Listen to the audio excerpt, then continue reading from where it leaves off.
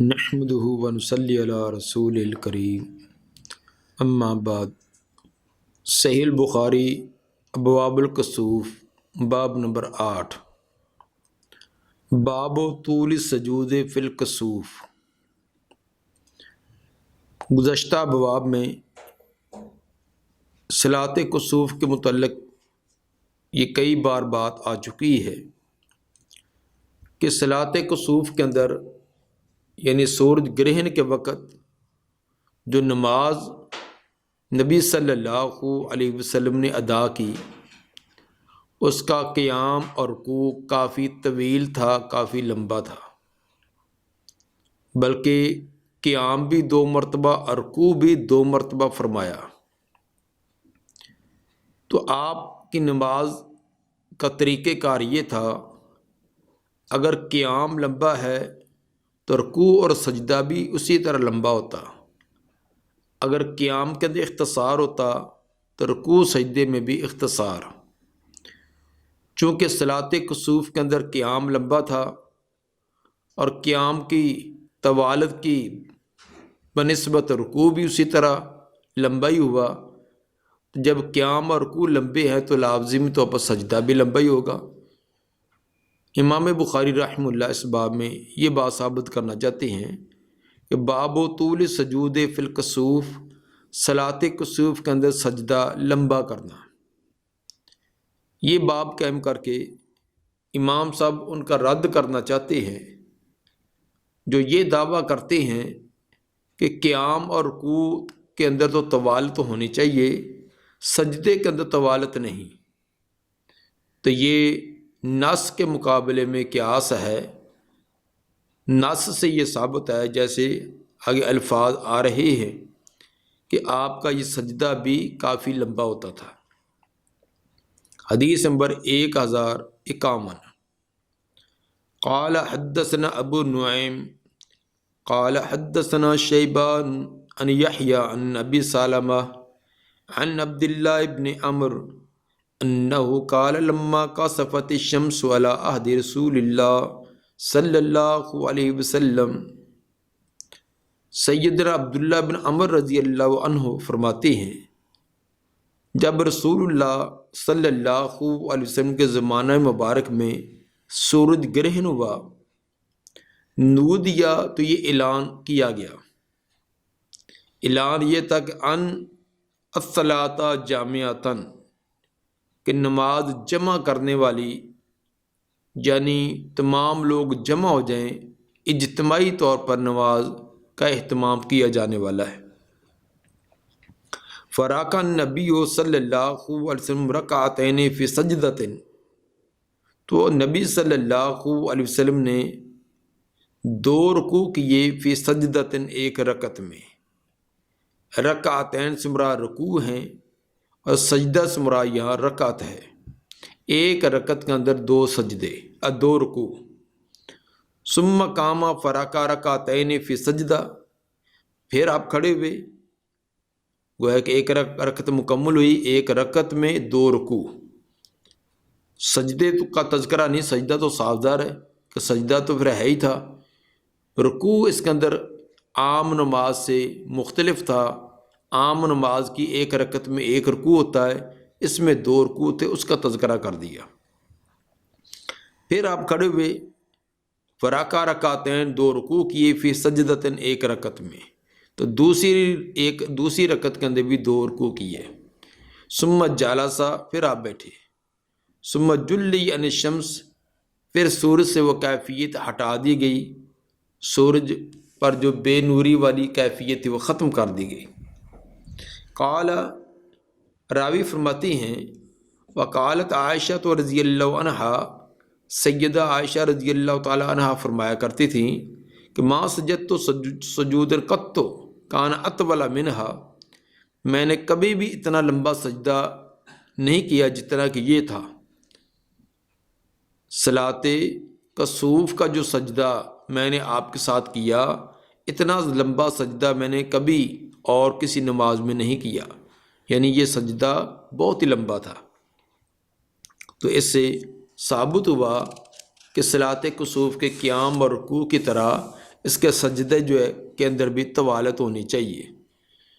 سجدے کی طوالت کے بارے میں پیچھے حدیث نمبر 1044 کے اندر بھی لفظ گزر چکے ہیں کہ ثم سجد فاطال السجود، آپ نے سجدہ کیا اور لمبا سجدہ کیا۔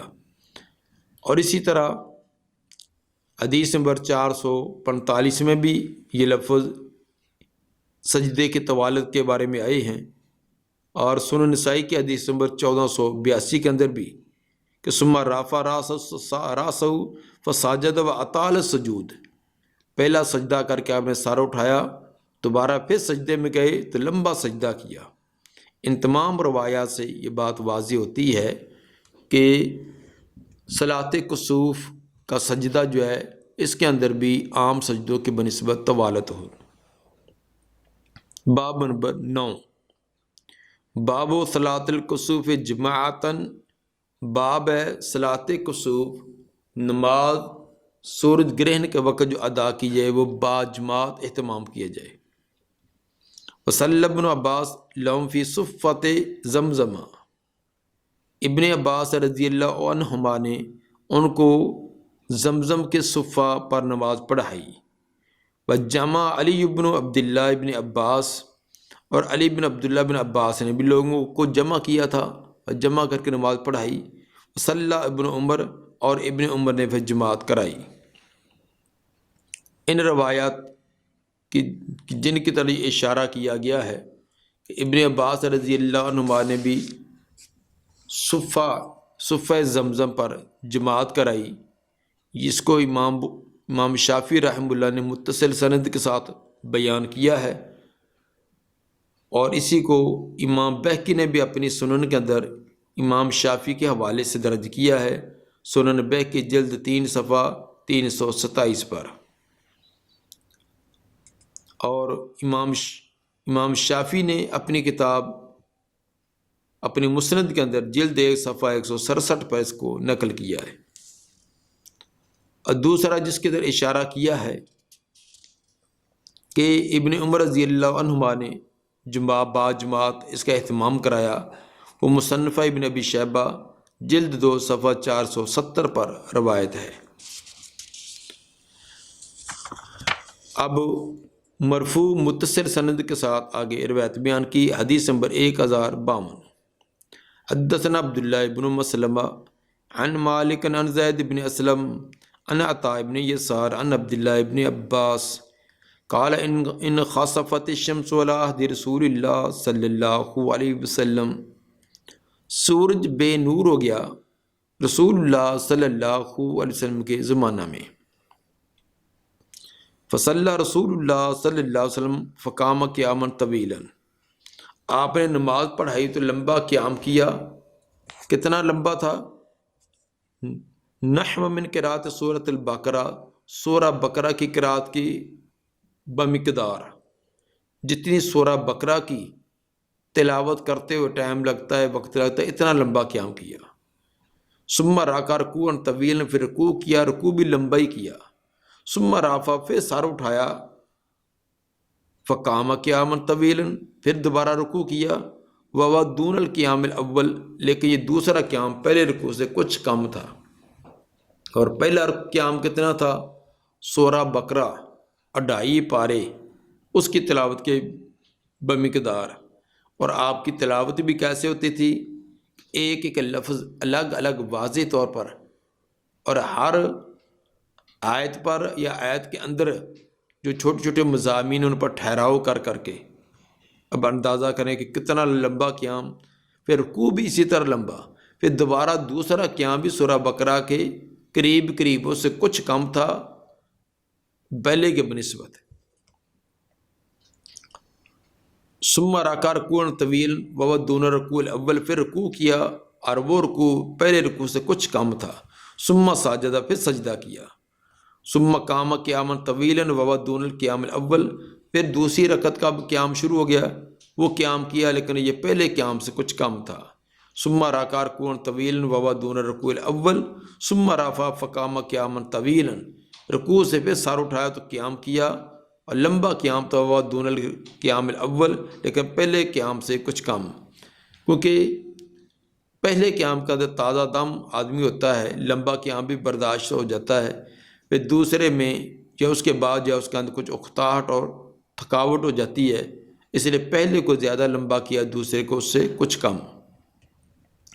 ثم رکع رکوعا طویلا وهو دون الرکوع الاول، پھر دوسری رکعت کا بھی دوسرا رکوع کیا لیکن وہ اس سے پہلے والے رکوع سے کچھ کم تھا۔ ثم سجدہ، پھر سجدہ کیا۔ ثم انصرف وقد تجلت الشمس، پھر آپ نے انصراف کیا تاکہ سورج کھل چکا تھا۔ ثم ساجدہ، سجدے کے بارے میں تثنیہ کا تذکرہ نہیں کیا، اس لیے تو یہ بات معلوم ہے کہ ایک رکعت کے اندر 2 سجدے ہوتے ہیں، تو کسی کے نزدیک بھی ایک رکعت کے اندر ایک سجدہ نہیں ہے، بلکہ ایک رکعت کے اندر 2 سجدے تمام کی تمام نمازوں میں اور تمام کی تمام محدثین اور فقہا کے ہم یہ اسی طرح ثابت ہے۔ ثم انصرف وقد تجلت الشمس، پھر جب آپ نے انصراف کیا، نماز سے سلام پھیرا تو سورج کھل چکا تھا۔ فقال صلی اللہ علیہ وسلم ان الشمس والقمر آیتان من آیات اللہ، بے شک شمس و قمر یہ اللہ کی نشانیوں میں سے 2 نشانیاں ہیں۔ لا یخسفان لموت احد ولا لحیاتہ، یہ کسی کی موت و حیات کی وجہ سے بے نور نہیں ہوتے۔ فاذا رأیتم ذلک فاذکروا اللہ، جب تم ان کو دیکھو تو اللہ کا ذکر کرو۔ قالوا یا رسول اللہ رأیناک قد تناولت شیئا فی مقامک ثم، صحابہ کرام نے عرض کی اللہ کے رسول، ہم نے آپ کو دیکھا تو آپ اپنے اسی جگہ کھڑے کھڑے کوئی چیز تناول کر رہے تھے، کوئی چیز پکڑنا چاہتے تھے۔ نماز کے اندر آپ نے ہاتھ ایسے کیا جیسے کسی چیز کو پکڑنا چاہتے ہیں۔ کہا تھا اچھا ثم رأیناک، پھر ہم نے دیکھا، کہا تھا کہ آپ پھر واپس لوٹے ہیں، کہا الٹے پیر، ریورس ہونا، پیچھے منہ قبلے کی طرف، تو اسی طرح آپ واپس ہٹے۔ پہلے آپ تھوڑا سا آگے بڑھے کسی چیز کو پکڑنے کے لیے، پھر اسی طرح پیچھے بھی ہٹے۔ تو یہ ہم نے نماز کے اندر آپ کو دیکھا ہے، حالانکہ دیگر نمازوں کے اندر کبھی آپ نے اس طرح نہیں کیا۔ اس کی وجہ قال صلی اللہ علیہ وسلم انی رأیت الجنت، آپ نے فرمایا کہ میں نے جنت دیکھی، نماز کے اندر ہی اللہ نے جنت میرے سامنے کر دی۔ فتناولت عنقودا، تو میں نے ایک گچھا اور ایک خوشہ لینے کی کوشش کی، تو جنت کے خوشے میرے سامنے تھے تو میں کوشش کر رہا تھا کہ اس وہاں سے ایک پکڑ لوں۔ ولو اصبت لاکلت منہ ما بقیت الدنیا، اگر میں لے لیتا اس میں سے تو تم کھاتے اس کو جب تک دنیا باقی ہے۔ اگر کوئی ایک خوشہ میرے ہاتھ میں آ جاتا تو رہتی دنیا تک تم کھاتے رہے، تو ختم نہ ہوتا، کیونکہ جنت کی خوبیوں کا یہ وصف ہے، وہ دائمی ہیں، ان پر فنا اور اختتام نہیں، تو وہ کھاتے رہتے، پیچھے سے وہ بڑھتا رہتا، پیدا ہوتا رہتا، قیامت تک وہ ختم نہ ہوتا۔ وہ ریت النار فلم ارى منظرا کالیوم قط افضا، اور جو تم نے مجھے پیچھے ہٹتے دیکھا تھا اس کی وجہ یہ کہ مجھے دکھلائی گئی تھی آگ، نہیں دیکھا میں نے کوئی منظر بھی کبھی بھی آج کے دن کی طرح جو زیادہ پریشان کن ہو۔ جہنم کا منظر دیکھ کر بڑا پریشان کن منظر، اس لیے میں جلدی سے پیچھے ہٹا۔ ورائی تو اکثر اہلیہ النساء، میں نے دیکھا اس جہنم کے اندر اکثر عورتوں کو، زیادہ مجھے عورتیں دکھلائی گئی۔ قالوا بما یا رسول اللہ، صحابہ کرام نے عرض کیا اللہ کے رسول، اس کی وجہ عورتیں زیادہ کیوں تھیں؟ قال بکفرہن، آپ نے فرمایا کہ ان کے کفر، ان کی ناشکری، اس کی وجہ سے۔ قیل یکفرن باللہ، کیا وہ اللہ کا کفر کرتی ہیں، اللہ کا انکار کرتی ہیں؟ قال یکفرن العشیر، آپ نے فرمایا کہ نہیں، اللہ کا تو نہیں، اپنے خاوندوں کی بڑی ناشکری ہے۔ یہاں کفر سے مراد ناشکری کرنا ہے۔ کفر کا لفظی معنی ہوتا ہے چھپانا، کافر کو کافر بھی اسی لیے کہتے ہیں کہ وہ حق کو چھپاتا ہے۔ تو جو خاوندوں کی جو اس نے انعامات کیے ہیں، طرح طرح کی محنتیں ہیں، کوششیں ہیں، اس کے لیے کھانے پینے رہنے سہنے کے انتظامات، ان تمام کو ناشکری کر کے ان کو ختم کر دیتی ہیں، ان کا گویا کہ انکار کرتی ہیں۔ وَيَكْفُرْنَ الْإِحْسَانَ، اور یہ انکار کرتی ہیں، ناشکری کرتی ہیں احسان کا بھی۔ کیسے؟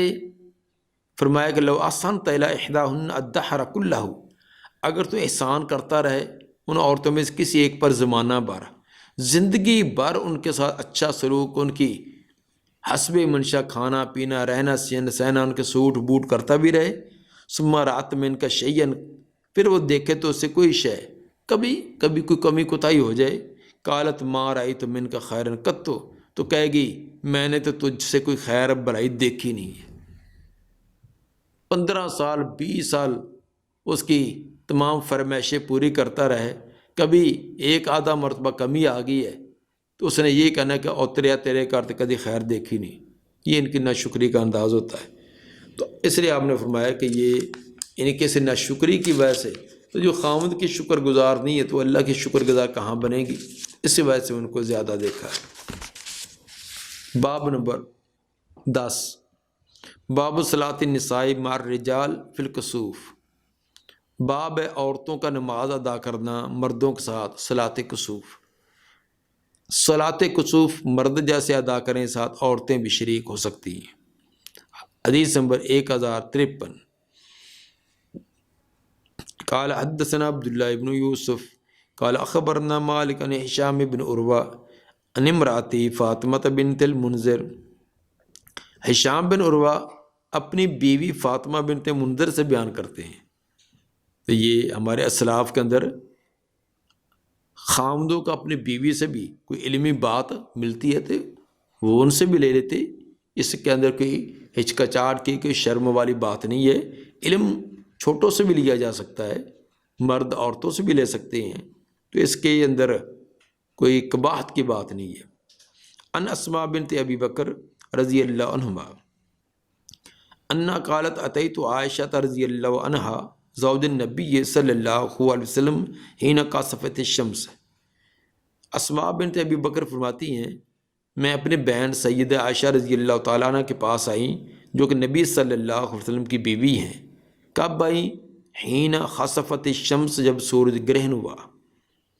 فإذا الناس قیام یصلون، تو اچانک لوگ کھڑے نماز پڑھ رہے تھے۔ جب میں پہنچی تو سب لوگ کھڑے ہیں نماز ادا کر رہے ہیں، حالانکہ نماز کا کوئی وقت نہیں تھا، جو 5 گانا نماز ہے وہ نہیں تھی۔ تو میں دیکھ کر حیران کہ اس وقت نماز، فإذا هي قائمة تصلی، جب میں عائشہ کے پاس پہنچی اس کو ملنے کے لیے آئی تو دیکھا وہ بھی کھڑی نماز ادا کر رہی ہیں۔ فقلت ما للناس، میں نے کہا لوگوں کو کیا ہو گیا، یہ نماز کا وقت تو نہیں ہے، یہ کون سی نماز ادا کر رہے ہیں؟ فاشارت بیدہا الی السماء، سیدہ عائشہ رضی اللہ تعالیٰ نے ہاتھ کے ساتھ آسمان کی طرح اشارہ کیا کہ اوپر دیکھو۔ وقالت سبحان اللہ، جب دیکھا تو سورج کی روشنی ختم ہوئی پڑی ہے، فرمایا سبحان اللہ۔ فقلت آیتن، میں نے کہا کہ یہ ایک بڑی نشانی ہے۔ آیتن مبتدا محذوف کی خبر ہے، یہ آیتن یہ ایک نشانی ہے۔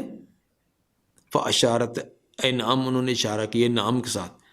نماز کے دوران کلام کرنا تو ممانعت ہے، تو سار کا اشارہ کیا۔ قالت فقمت حتی تجلی الغش، حتی اسماء فرماتی ہیں میں بھی کھڑی ہوگی نماز کے لیے، میں بھی ساتھ صف میں کھڑی ہوگی، یہاں تک اتنا لمبا قیام حتی تجلی الغش، مجھے تو غشی ڈانپنے لگی، مجھے تو کھڑے کھڑے چکر آنے لگے، گرمی کا موسم، اتنا لمبا قیام۔ فجعلت اصب فوق راسی الماء، میں شروع ہوئی اپنے سر کے اوپر پانی ڈالنے لگی، ساتھ ایک مشکیزہ پانی کا پڑا ہوا تھا، مجھے تو چکر آنے شروع ہو گئے، تو میں نے تو وہاں سے پانی ہاتھ میں لے کر اپنے سر کے اوپر ڈالنا اور اپنے چہرے پر پھیرنا شروع کر دیا۔ فلما انصرف رسول اللہ صلی اللہ علیہ وسلم حمد اللہ واثنى علیہ، جب آپ نے سلام پھیرا تو اللہ کی حمد و ثنا کی۔ ثم قال ما من شيء كنت لم ارہ الا قد رأیت فی مقامی ھذا، نہیں کوئی شے بھی جس کو پہلے میں نے نہیں دیکھا تھا، تحقیق میں نے اس کو دیکھ لیا اپنی اس جگہ۔ بہت سی چیزیں جو پہلے مجھے نہیں دکھلائی گئی تھی وہ آج اللہ نے مجھے دکھلا دی۔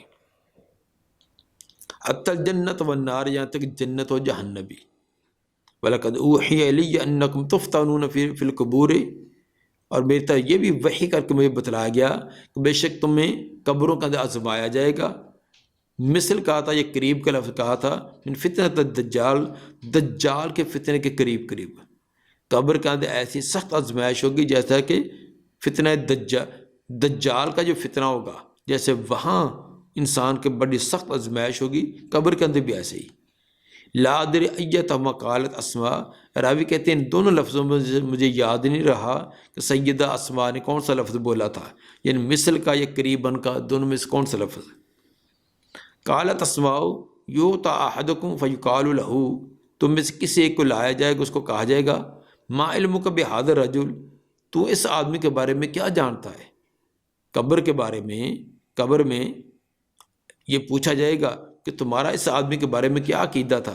فاما المؤمن او الموقن، مومن یا یقین رکھنے والا، لا ادری ای ذالک قالت اسماء، راوی کہتے ہیں ان دونوں لفظوں میں سے کوئی ایک لفظ بولا تھا لیکن مجھے وہ ضبط نہیں رہا کہ مومن تھا یا موقن تھا، مفہوم معنی دونوں کا ایک ہے۔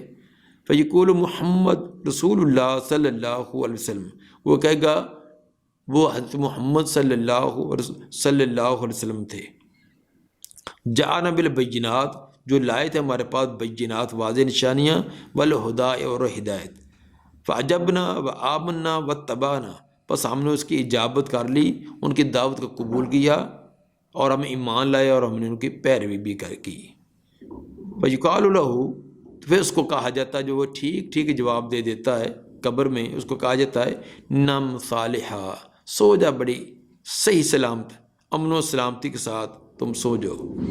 فقد علمنا ان کنت لموقنا، ہم جانتے ہی تھے، ہمیں پہلے پتہ تھا کہ بے شک آپ یقین رکھنے والے ہیں، ہمیں پہلے آپ کی شکل و صورت، آپ کی حیات اور کیفیت سے اندازہ تھا کہ آپ کامیاب اور پاس ہونے والوں میں سے۔ وَأَمَّا الْمُنَافِقُ أَوْ الْمُرْتَابُ، رہا منافق قسم کا آدمی یا تردد و شک میں زندگی گزارنے والا، لا ادری ایتہما قالت اسماء، حت اسماء نے یا منافق کا لفظ کہا تھا یا مرتاب کہا تھا۔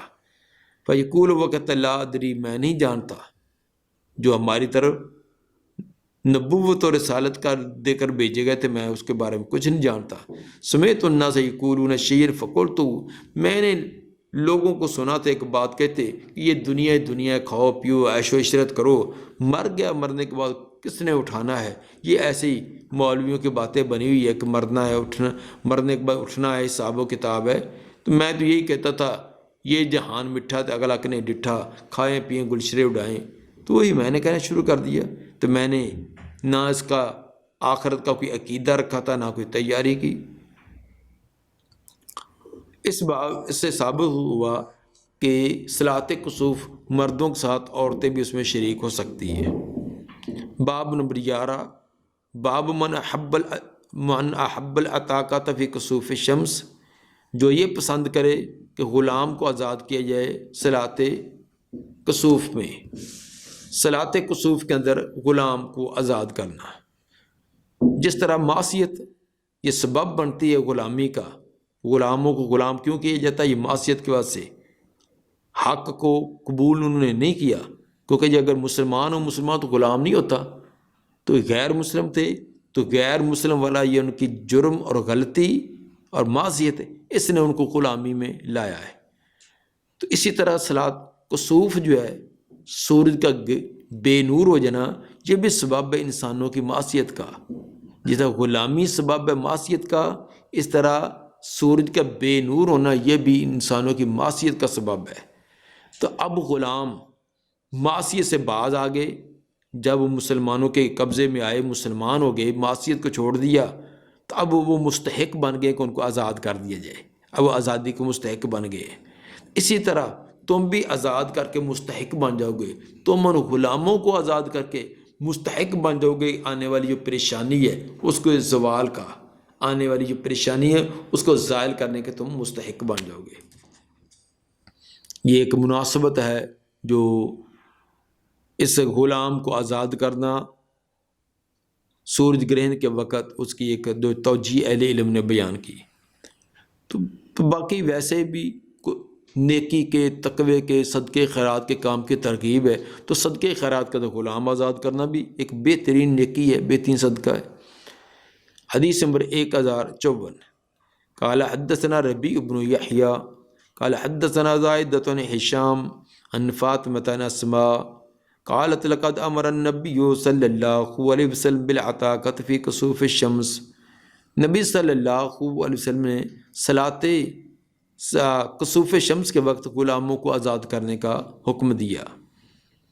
تو ثابت ہوا کہ غلام، آج کے دور میں اگر غلام نہیں ہے تو اور بھی کئی لوگ تنگ دست، ان کا تعاون کرنا، جیلوں میں بند ناحق ہیں، ان کو ان کی آزادی کا کوئی سوچنا، یا کوئی اپنی مشکلات کے اندر پھنسا ہوا ہے، کسی اور طرح طرح کی مصیبتوں کے اندر وہ گھرا ہوا ہے، اس کو آزاد کرا دینا۔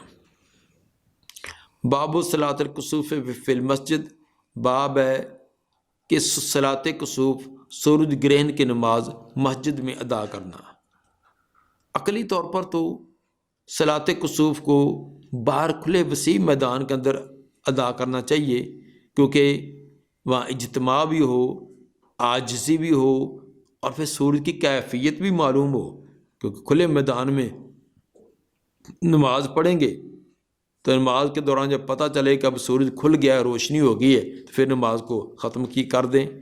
تو عقلی طور پر تو تقاضا یہی ہے کہ کھلے میدان میں ہی ادا کی جائے، لیکن نبی صلی اللہ علیہ وسلم نے صلاۃ کسوف مسجد میں پڑھائی ہے، اس جواز کو بیان کرنے کے لیے یہ باب قائم کیا۔ اب یہ نہیں اس کا معنی کہ مسجد کے علاوہ باہر کھلے میدان میں پڑھی نہیں جا سکتی، بلکہ مسجد کے اندر پڑھیں یا باہر پڑھیں، جبکہ عیدین کی نماز کا آپ نے باہر ہی اہتمام کیا ہے۔ حدیث نمبر 1055، قال حدثنا اسماعیل وقال حدثني مالک عن یحیی بن سعید عن عمرۃ بنت عبد الرحمن عن عائشہ رضی اللہ عنہا ان یہودیۃ جاءت تسألها، ایک یہودیہ عورت سیدہ عائشہ رضی اللہ تعالیٰ عنہ کے پاس آئی، سوال کرنے لگی، فقالت اعاذک اللہ من عذاب القبر، اور کہنے لگی اللہ تجھے عذاب قبر سے محفوظ رکھے، بچائے۔ فسالت عائشہ تو رسول اللہ صلی اللہ علیہ وسلم، سیدہ عائشہ رضی اللہ تعالیٰ عنہ نے نبی صلی اللہ علیہ وسلم سے پوچھا، ایعذب الناس فی قبورہم، کیا لوگوں کو قبروں میں عذاب دیا جائے گا؟